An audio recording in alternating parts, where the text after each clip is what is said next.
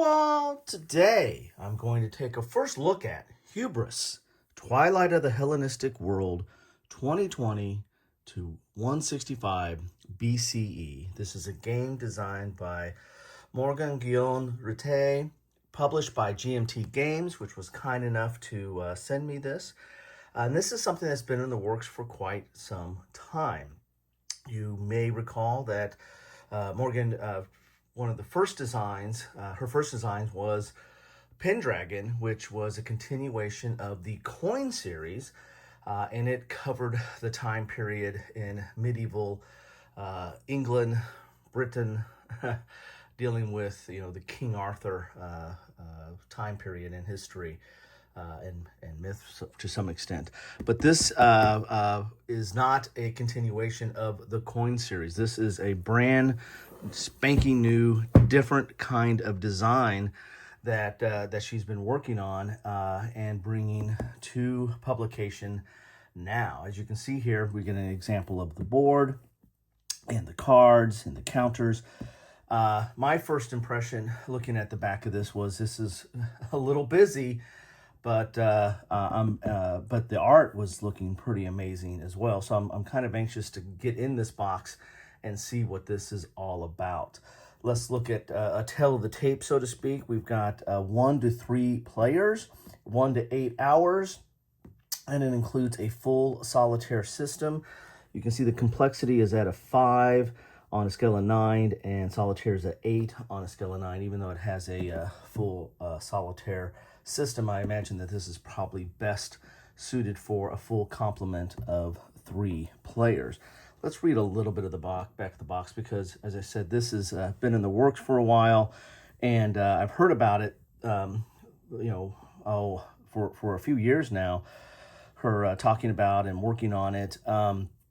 And I have the pleasure of being on some committees with her for the Charles S. Roberts Award. So really don't know her personally, but have worked with her on some committees. So to the extent that gives me some clout, I don't know what that means. All right, the year is 2020 BCE. The world created by Alexander the Great is dominated by 3 dynasties descended from his companions, the successors.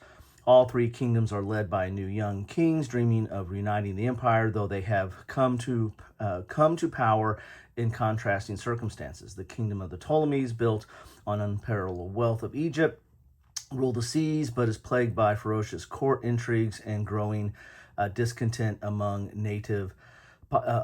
native population. The kingdom of Macedon is on the ascent again, but must deal with the growing power and assertiveness of the Greek cities grouped in federal league.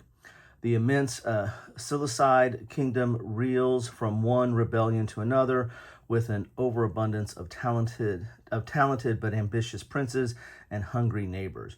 Meanwhile, beyond the western fringe of the civilized world, a titanic struggle is about to resume between the rising power of the Roman Republic and the resurgent strength of the city of Carthage, with their new brilliant commander in Spain, Hannibal, a struggle whose outcome few imagine could change the world so decisively.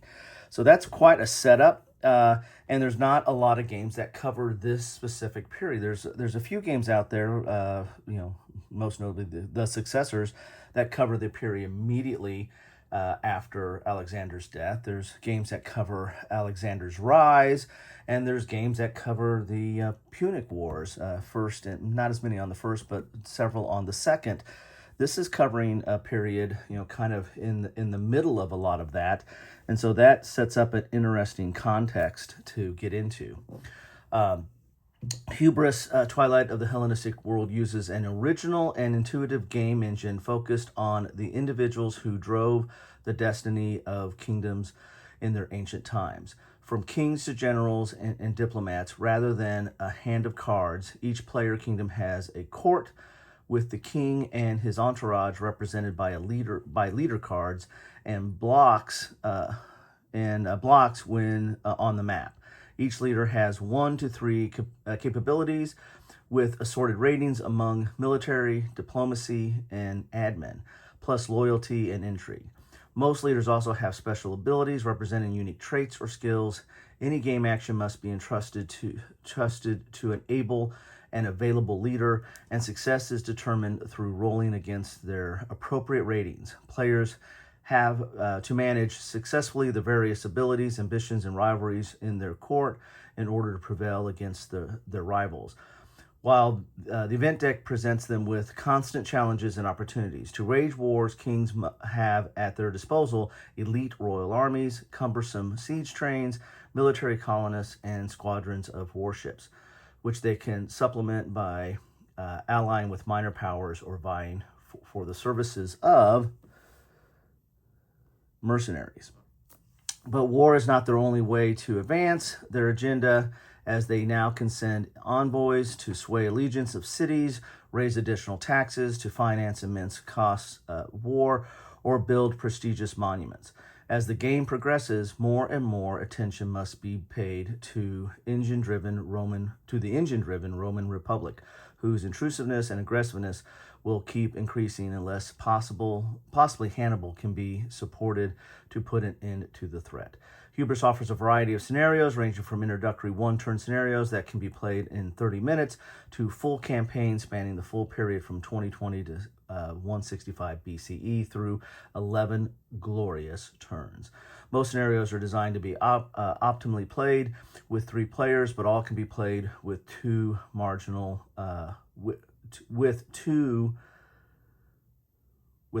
rules overhead.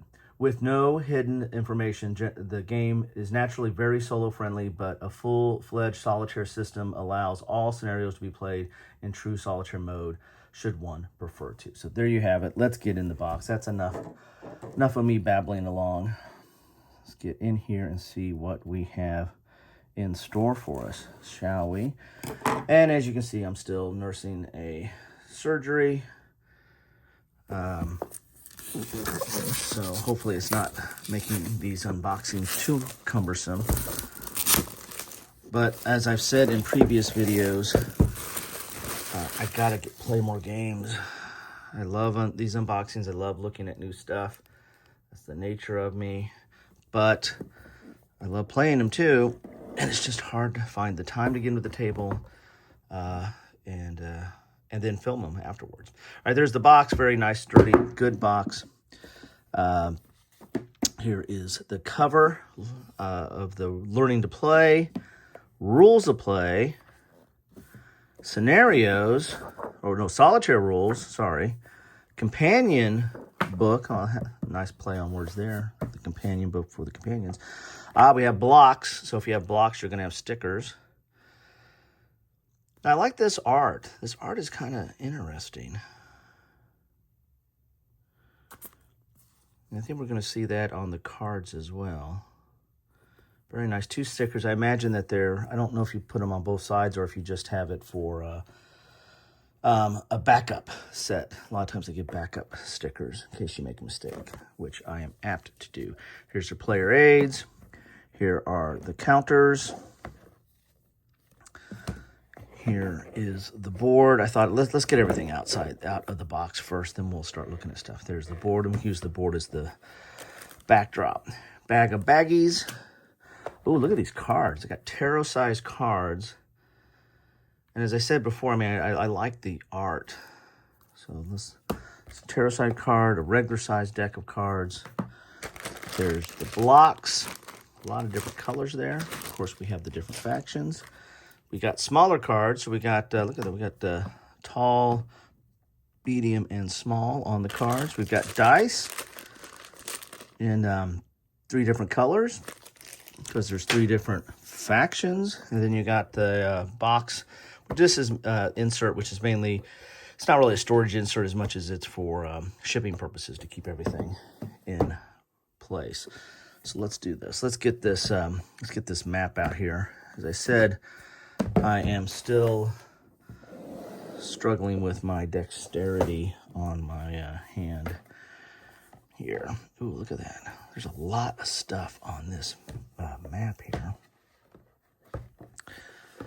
And it's a pair of pants. There we go. Pair of pants board, as you can see right there. Get this this up here, up and out. And let's look at it in all its glory. Wow. So I said there's a lot of information on this board because you have not only the art in some of these cities and locations, but you have a lot of information in here as well. There's at least, I'd imagine since there's 3 different colors, they probably correspond to the 3 different factions. It could be, I don't know, maybe victory for that or influence for that. Again, I haven't read into the rules yet. And then it looks like you have some resource icons as well. Let's go in close so you see what I'm pointing at here. So just looking at this location, you got the 3 different colored and within a symbol, and then you've got these other symbols here and some numbers. And it looks like that might be a port there because it's got a trireme. So you got all kinds of different, or maybe, I don't know. Looks like that was a trireme. Maybe that's a defensive system of sorts. So, yeah, there's a lot of information on this board. And so just looking at it, it looks pretty amazing, but it also looks a little daunting with information overload potentially. So we also have some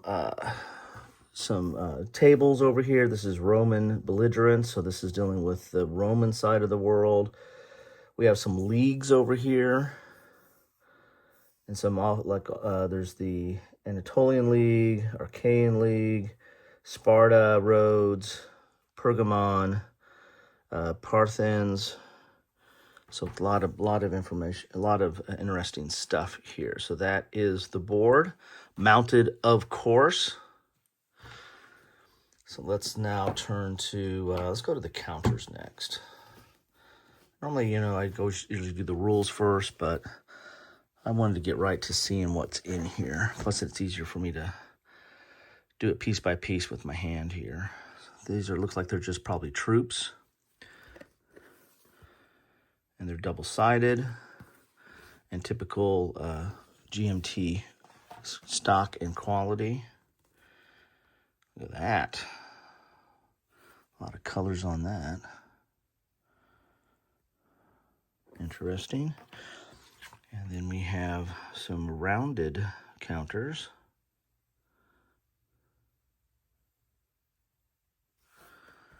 Again, double-sided. So there you have some counters in the mix. We've got player aids. Looks like we've got, probably should have 3 for each. But we have 3 player aids, and then these look like there's some charts. So let's look at one of the player aids here. Looks like we have a detailed sequence of play.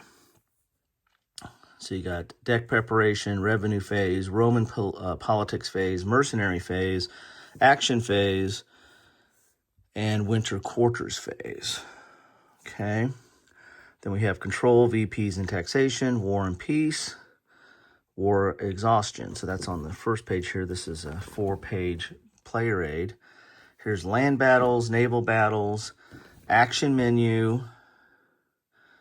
An action menu, you have land campaign, naval campaign, overseas campaign, envoy, lobbying, incite Rome to war, raise additional taxes, build naval squadron, evergetism, probably mispronounced that, reactions, and then on the back you have renown points, ambitious generals, rebels, regions, courts, intrigues at court, and casus belli thresholds. So there we go. So it looks like a relatively detailed player aid.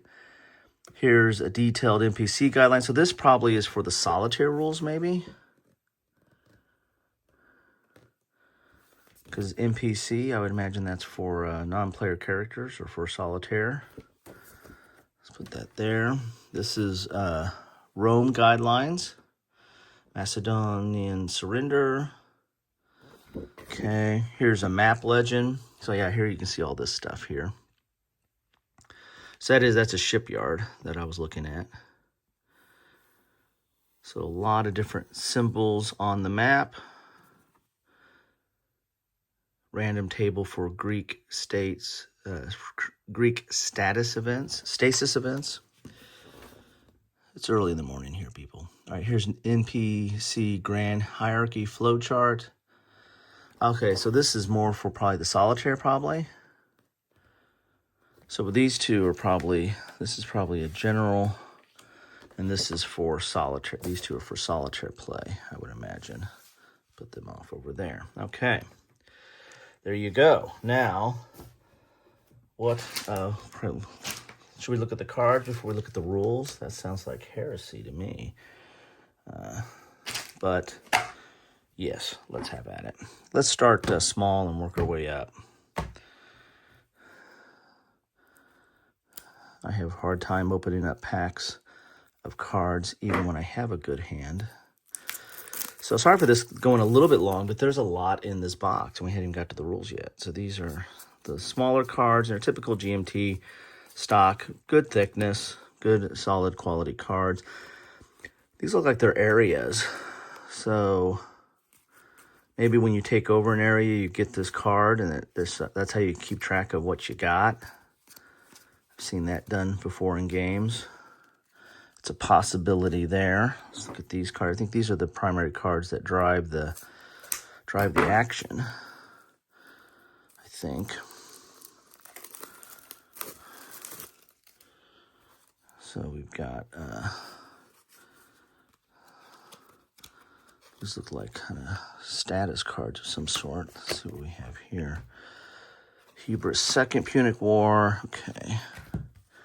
So I don't know what these are. It looks like they're time period. So this might be stuff that's going on at a strategic level. Don't know. Haven't read the rules. So here are the Seleucids, their deck.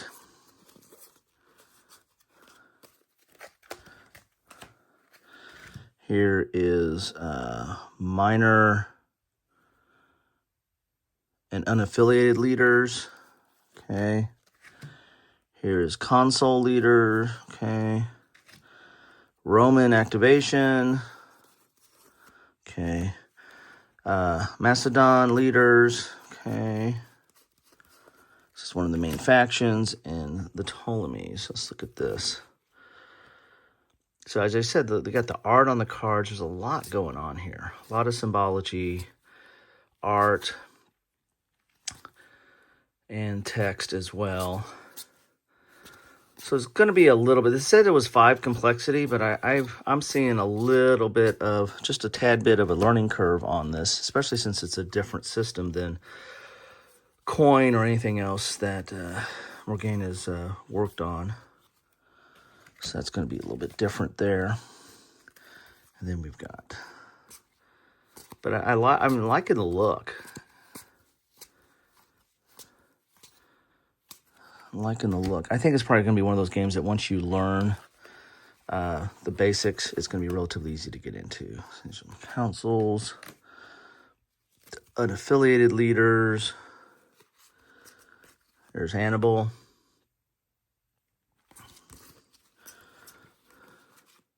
Cool. And then this is the Rome stuff. This is probably just how to activate Rome in some respect. They're kind of a third party, so to speak. So here's the companion book. No. What am I doing? I'm getting ahead of myself. I'm trying to keep up with the time here. As I said, this is a lot to unbox here. Oh my God. Are these like events? There's a lot going on here. These cards are huge. Very cool, though. I like the look and feel of them. Okay. These are event cards. I've got quite a few of those. My goodness, put those here. There we go. All right, now we got the companion book, which I imagine is probably maybe the history. So this is, what do we got here? Let's look at the table of contents. Historical introduction, event appendix, Second Punic War appendix, leaders appendix, designer notes, pronunciation guide. Yeah, I need that. Map gazetter, bibliography, and credit. So this is truly a companion book. This is a lot of the index, all the cards, and the leaders, and probably just telling you what, if you have a question about something, it probably goes in a little bit more detail. Got a lot of information in there. That I might just spend time just reading that. Solitaire rules, not that long. See here, 12 pages of solitaire rules. We saw some of those familiar charts there. So you got to know the basic rules because there's basically some changes to the sequence of play of the basic rules. So 12 pages to add on after you learn these rules here. These are the actual rules of play, which chart out. Oh, look at that. Got a whole map there. Looks like it might be a setup. 51 pages. Don't be afraid. It's 51 full color pages with scenarios and maps and setups. Oh, this looks almost like a comic book. It's all the images and illustrations. Pretty cool. All right. Looks like we maybe have 33 pages of actual rules, probably. That's my guesstimate. Your mileage may vary. Okay. Then we have the learning to play. So, if you just want to dive in quickly or quicker, this is 27 pages. But it has a lot of breakdowns and images of all the different counters and cards and explanations of everything. So a little bit easier to digest learning to play. So I imagine you probably want to start here first with the learning to play. So there you have it. My goodness, there is a lot in this box. A lot of hubris to put this all together. You all that know Greek will probably get that better than some. Anyway, there you have it. Hubris from GMT, and I want to thank them again for giving me the opportunity to take a look at this. And now I got to find the time to get it to the table. I got it on the table. Why don't I just play it right now? Yeah. Anyway, looks amazing. Looks very interesting, and looks totally different than anything else I've seen in this space, covering this time period or covering these different and varied factions and conflicts. So very excited about this. Anyway, and I hope you are too. Take a look at this. I hope my video was hopefully somewhat helpful in at least showing what is in the box. Now I got to get to playing it so I can show you how you play what's within the box. Anyway, take care all.